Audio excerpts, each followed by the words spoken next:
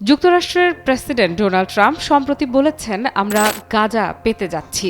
এটি আমাদের কিনতে হবে না, এখানে কেনার মতো কিছুই নেই। আমরা গাজা পাবো, অচিরেই আমরা এটা দখল করব।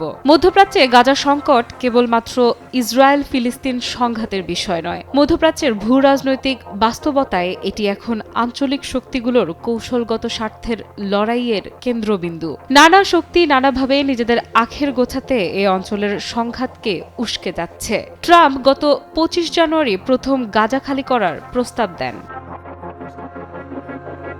গাজা থেকে ফিলিস্তিনিদের সরিয়ে নিয়ে জর্ডান ও মিশরে রাখার পক্ষে মত দেন তিনি। ট্রাম্পের কাছে জানতে চাওয়া হয়েছিল গাজার জন্য তার এই প্রস্তাব দীর্ঘমেয়াদী নাকি স্বল্পমেয়াদী সমাধান। জবাবে ট্রাম্প বলেন, হতে পারে। অধিগ্রহণ বলতে ট্রাম্প ঠিক কী বোঝাতে চেয়েছেন তা স্পষ্ট করতে বললে এই প্রেসিডেন্ট বলেন তিনি গাজা নিয়ে একটি দীর্ঘমেয়াদী মালিকানার স্বপ্ন দেখেন। ইসরায়েলের প্রধানমন্ত্রী বেনিয়ামিন নেতানিয়াহু ট্রাম্পের পরিকল্পনার প্রশংসা করে বলেন, এটি ইতিহাস বদলে দিতে পারে। ফিলিস্তিনিরা দীর্ঘদিন ধরে তাদের বাড়িঘর থেকে স্থায়ীভাবে বিতাড়িত হওয়ার আশঙ্কার কথা বলে আসছেন। ফিলিস্তিনিদের এই আশঙ্কার প্রতিফলন এখন দেখা যাচ্ছে ট্রাম্পের প্রস্তাবে। সমালোচকেরা ট্রাম্পের এই প্রস্তাবকে জাতিগত নির্মূলের প্রস্তাব হিসেবে চিহ্নিত করেছেন। ট্রাম্পের নির্বিকার ভাষ্যে বিশ্ব রাজনীতিতে উঠেছে নিন্দার ঝড়। এবারে গাজার বিষয়ে বরাবর সমর্থন দিয়ে আসা তুরস্কের পক্ষ থেকে এসেছে কড়া বার্তা। তুরস্কের প্রেসিডেন্ট রিসেপ তাইয়েপ এরদোগান বলেছেন,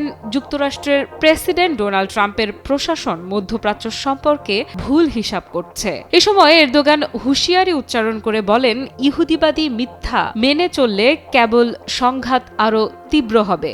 এক প্রতিবেদনে এ খবর জানিয়েছে আরব নিউজ।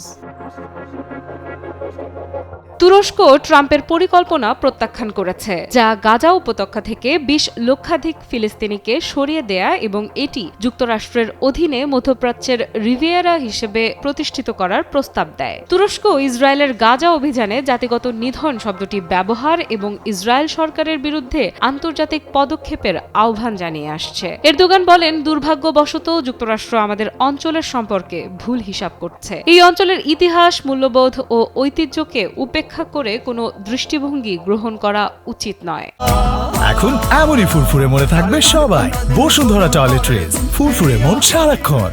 এ সময় মার্কিন প্রশাসনের ওপর ক্ষোভ প্রকাশ করে এরদোগান বলেন, আমরা আশা করেছিলাম ট্রাম্প তার নির্বাচনী প্রতিশ্রুতি অনুযায়ী শান্তির জন্য পদক্ষেপ নেবেন, নতুন সংঘাত সৃষ্টি করবেন না। গাজায় প্রকৃত যুদ্ধবিরতির কোনো সংকেত দেখা যাচ্ছে না, বরং গাজার ফিলিস্তিনিদের জর্ডান ও মিশরে পাঠিয়ে উপত্যকাটিকে আধুনিক পর্যটন কেন্দ্র হিসেবে গড়ে তোলার বিতর্কিত পরিকল্পনা নিয়ে এগিয়ে যাচ্ছেন ডোনাল্ড ট্রাম্প, যা নিন্দনীয়। আফরিদা ইফরাত, নিউজ 24।